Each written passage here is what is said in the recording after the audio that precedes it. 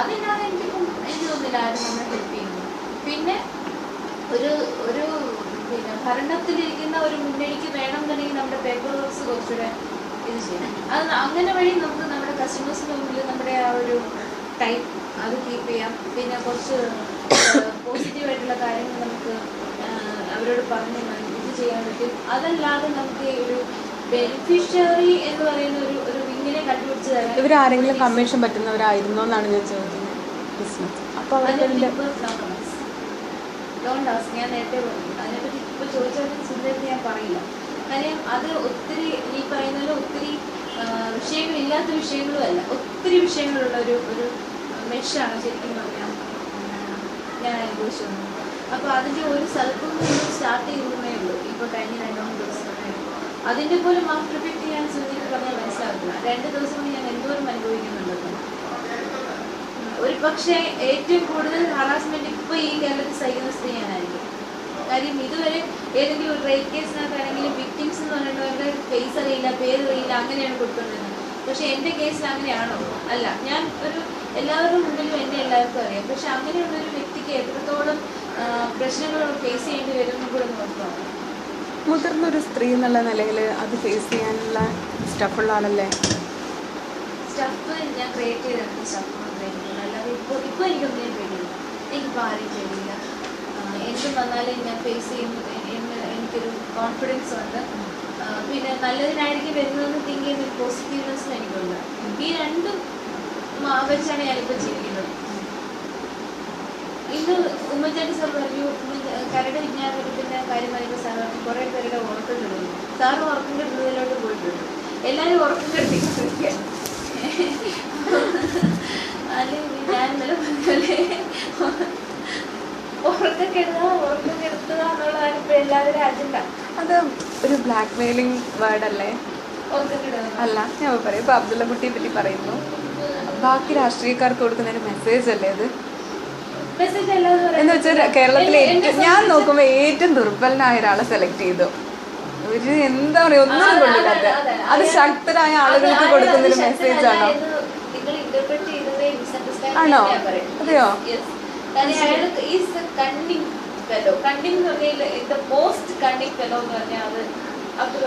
എൻ്റെ മോൻ ഇവിടെ മാത്തകേട്ടി പഠിക്കുന്നുണ്ട്.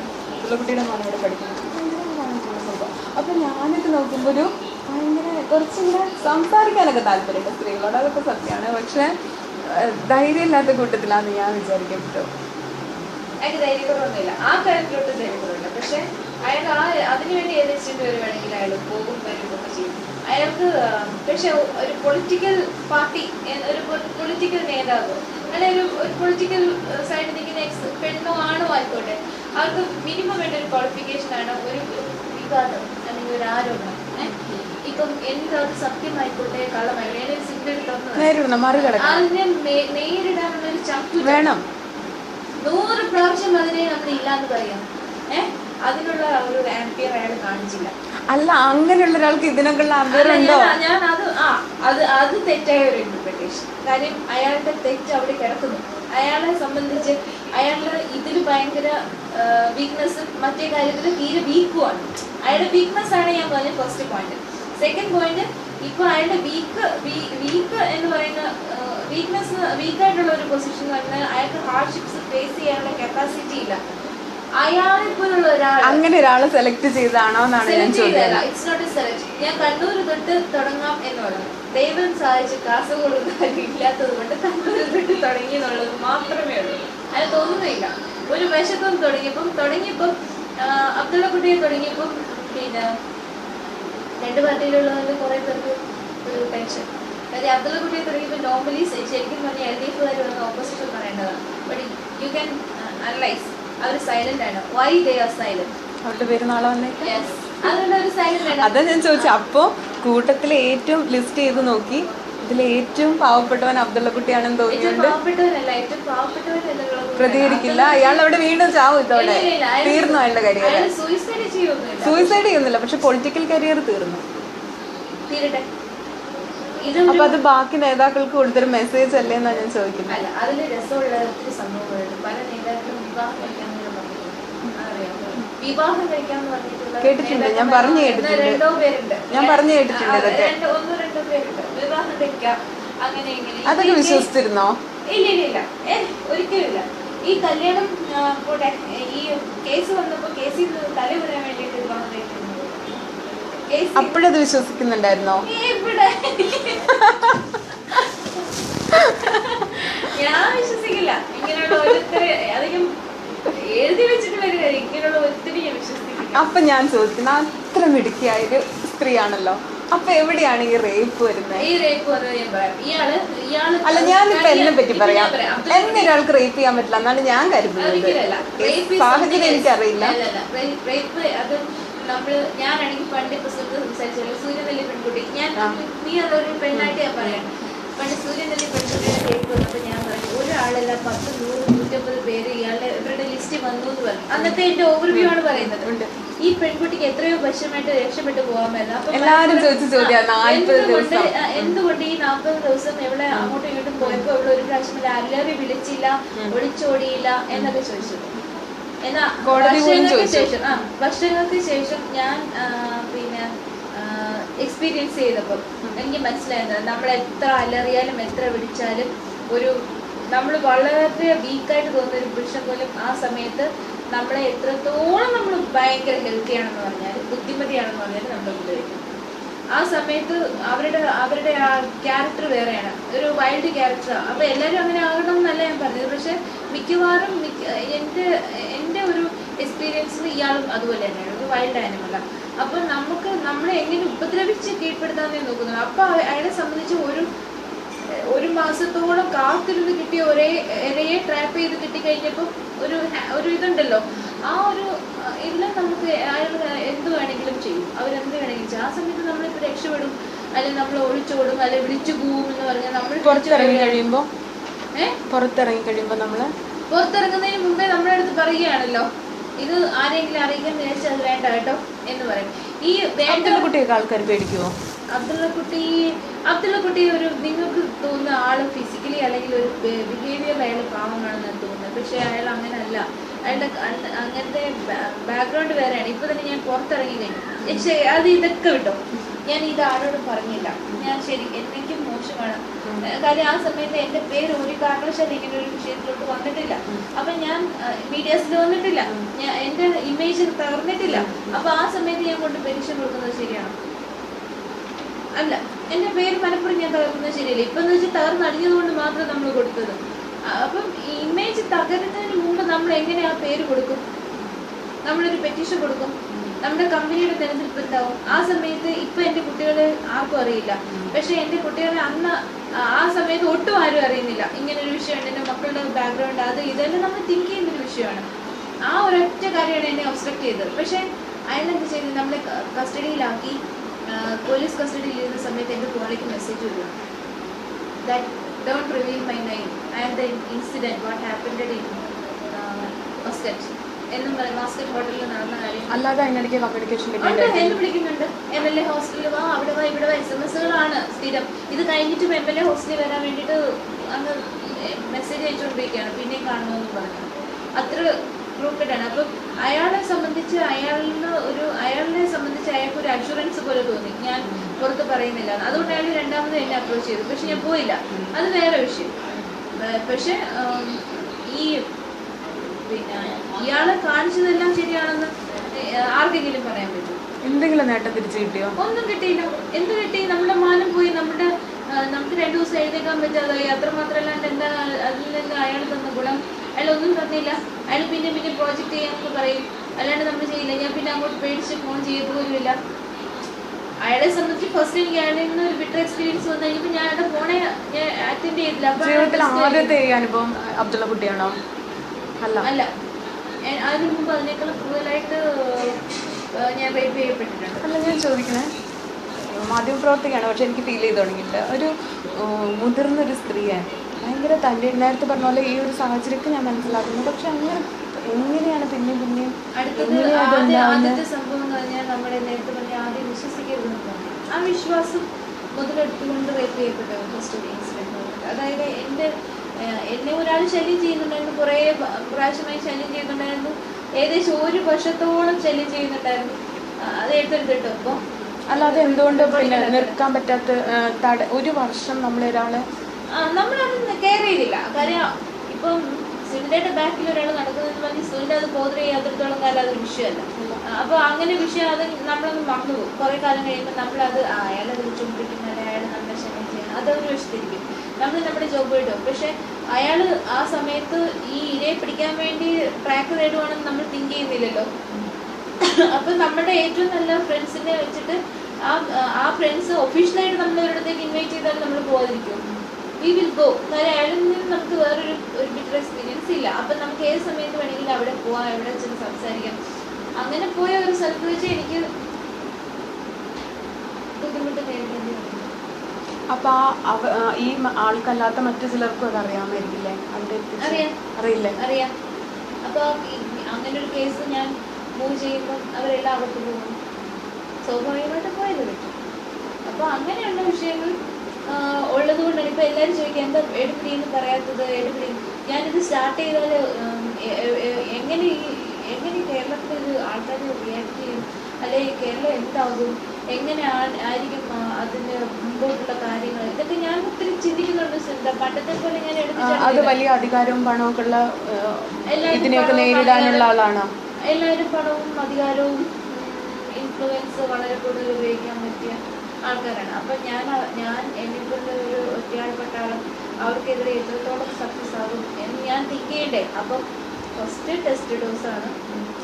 ഒരു തിരിച്ച് ഞാൻ ചിന്തിക്കുക, ഇത്രയും കാലം കഴിഞ്ഞ് ഇങ്ങനത്തെയൊക്കെ എക്സ്പീരിയൻസ് ഉണ്ട്. ഇതൊക്കെ ഒരു തരത്തിൽ ഇവരൊന്നും പക്ഷെ നമുക്കൊരു സംതൃപ്തി തോന്നാൻ വേണ്ടിയെങ്കിലും ഒരു തരത്തിലും യൂസ് ചെയ്യാൻ പറ്റില്ല. ഇല്ല, അവരുടെ ഭാഗത്ത് എന്നെ ഉപദ്രവിച്ചവർ ശരിക്കും പറഞ്ഞാൽ എനിക്ക് നേട്ടമൊന്നും തോന്നിട്ടില്ല. ഒരു പെർസെൻറ്റേജ് പണമാകട്ടെ, അല്ലെങ്കിൽ ഒരു ഇൻഫ്ലുവൻസ് വൈസ് ആവട്ടെ, ഒരു ബിസിനസ് വൈസ് ആവട്ടെ, ഈ കാറ്റഗറിയിൽ ഒന്നും തന്നെ അവരെനിക്ക് ഹെൽപ്പ് ചെയ്യുവാണ്. ഒന്നും തിരിച്ച് ഓഫർ ചെയ്യുന്നില്ല, ഓഫർ ചെയ്തിട്ടും ഇല്ല, ഒന്നും തന്നിട്ടുമില്ല. അപ്പം അങ്ങനെയുള്ളവർ നമ്മൾ സ്പെയർ ചെയ്യാൻ പാടുള്ളൂ. പിന്നെ എന്ത് നമ്മൾ ചെയ്യുക? എങ്ങനെ ദേഷ്യം ഇപ്പം നേരത്തെ പറഞ്ഞ പോലെ ഇപ്പം അമൃതാനന്ദമയ്ക്കെതിരെ വെളിപ്പെടുത്തൽ നടത്തിയ ഗെയിൽ പറഞ്ഞു എനിക്ക് 15 വർഷമായിട്ട് മനസ്സമാധാനം കിട്ടിയില്ല. അതിനുവേണ്ടി ഞാനിത് എഴുതാം. നമുക്കൊരു സ്വന്തമായിട്ട് ഇത് തീരണ്ടേ? എവിടെയെങ്കിലും തീരണ്ടേ? ഇങ്ങനെ ഭയങ്കര ശരിക്കും പറഞ്ഞാൽ ജയിലിൽ വന്ന സമയത്തും എനിക്ക് ഭയങ്കരമായ ഫ്രസ്ട്രേഷൻ ദേഷ്യം ഉണ്ടായിരുന്നു. ഇതൊക്കെ ബിജുവിനോട് ഷെയർ ചെയ്യുന്നുണ്ടോ? ഇല്ല, ബിജുവിനൊന്നും അറിയില്ല. ബിജു അവിടെയാണ് എല്ലാവർക്കും തെറ്റ്. ഇതൊക്കെ എവിടെ ഇറക്കി വെക്കുന്നേ ഈ പ്രയാസങ്ങളൊക്കെ? അല്ല, ആ സമയങ്ങളിലോ സ്വന്തമായിട്ട് എങ്ങനെ? സുഹൃത്തിൻ്റെ അടുത്ത് ഞാൻ പറയുമായിരുന്നു, എൻ്റെ കൂടെ ഉണ്ടായിരുന്ന സുഹൃത്തുക്കൾക്ക് കുറേ പേർക്ക് ഇങ്ങനെ എനിക്ക് ഒന്നരണ്ട് വിഷയങ്ങളുണ്ടായതായിട്ട് അറിയാം. അപ്പോൾ അവരൊക്കെ എന്നെ ഒത്തിരി ആശ്വസിപ്പിച്ചിട്ടുണ്ടെന്നാണ് ഞാൻ പറയുന്നത്. പക്ഷേ എല്ലാ കാര്യങ്ങളും എല്ലാവരും റിവീൽ ചെയ്യാൻ ഇതൊരു പ്രത്യേകമില്ല. പിന്നെ റിവീൽ ചെയ്യുന്ന ഒരു മെൻ്റൽ കണ്ടീഷനൊക്കെ ഞാൻ വന്നിട്ടില്ല. ഇപ്പോഴും ഐ എം സ്റ്റിൽ എന്താ പറയുക, ഒരു കൺഫ്യൂഷനിലാണ് എന്താ ചെയ്യേണ്ടത്, എങ്ങനെയാണ് കാര്യം പബ്ലിക് എങ്ങനെയാണ് എനിക്ക് ഇതിനൊന്നും ഇത് ചെയ്യുന്നത്, ഞാൻ ഇതെല്ലാം പറഞ്ഞു കഴിഞ്ഞാൽ ആൾക്കാരുടെ എന്നോടുള്ള റിയാക്ഷൻ എന്തായിരിക്കും, അങ്ങനെയുള്ള ഒത്തിരി ഇതുണ്ട്. കാരണം ഞാനിപ്പോൾ മീഡിയാസിലോ അല്ലെങ്കിൽ പബ്ലിക്കിലോ നിൽക്കുന്ന ഒരു വ്യക്തിയല്ലല്ലോ. എനിക്ക് 9 മാസമായിട്ട് പബ്ലിക്കിൻ്റെ ഇൻട്രസ്റ്റ് എന്താണെന്ന് പോലും ശരിക്കും പറഞ്ഞാൽ അറിയില്ല. ഞാൻ ജസ്റ്റ് അതൊന്ന് അവെയർ ചെയ്തു വരുന്നതേ ഉള്ളൂ. എന്താണ് പബ്ലിക്ക് എൻ്റെ ഭാഗത്തു നിന്നുള്ള മെജോറിറ്റി, എനിക്കിപ്പോൾ എല്ലാവരും ഒരേപോലെ തിങ്ക് ചെയ്യുമെന്ന് ഞാൻ പറയും, പക്ഷെ മെജോറിറ്റി എന്തായിരിക്കും എക്സ്പെക്റ്റ് ചെയ്യുന്നത്, അത് ശരിക്കും എല്ലാ സത്യങ്ങളും തുറന്നു പറയുന്നതാണോ അതോ പറയാതിരിക്കുന്നതാണോ, ഇത് മാത്രമേ ഇപ്പോൾ തിങ്ക് ചെയ്യുന്നുള്ളൂ. പിന്നെ വേറൊരു വശത്ത് ഉമ്മൻചാണ്ടി സാറ് ശരിക്കും പറഞ്ഞാൽ സാർ ഇതിനകത്ത് പെട്ടുപോയ വ്യക്തിയാണ്. അങ്ങനെ ഒരു തെറ്റ് ചെയ്തിട്ടുണ്ടായിരുന്നു. ആ ഇമേജ് പോയി ഇല്ലാണ്ടാക്കി കാരണമായി. എനിക്ക് തോന്നുന്നു 1 വർഷം മുമ്പ് ഉണ്ടായിരുന്നൊരു ഇമേജിൽ നിന്ന് 1 വർഷം കൊണ്ട് അദ്ദേഹം എവിടെ എത്തി എന്നുള്ളത്. എവിടെ എത്തി എന്ന് പറഞ്ഞാൽ അതിനകത്ത് സാറ് തന്നെ ഉണ്ടാക്കിയതാണ്. ഇപ്പം എന്നെ സംബന്ധിച്ച് എനിക്കും അങ്ങനെ ഒരു അബദ്ധം വെച്ചിട്ടുണ്ട്. അതായത് എന്നെ സംബന്ധിച്ച് ബിജു രാധാകൃഷ്ണൻ അല്ലെങ്കിൽ എൻ്റെ കൂടെയുള്ളവർ എന്ത് തെറ്റ് ചെയ്താലും ഞാൻ ഫ്രണ്ട് ലൈനിൽ നിന്ന് ഇപ്പോൾ ഒരു പോലീസ് വിളിച്ച പെറ്റീഷൻ വന്നാലെല്ലാം ഞാൻ ഫ്രണ്ട് ലൈനിൽ നിന്ന് കേൾക്കുന്നു. അപ്പം ബിജു സേഫ്. ഓക്കെ. പക്ഷെ കുറ്റം മൊത്തം എപ്പോഴും കേസ് വരുന്ന പ്രശ്നങ്ങളെല്ലാം ആർക്കാണ്? എനിക്കാണ് വന്നിട്ടുള്ളത്.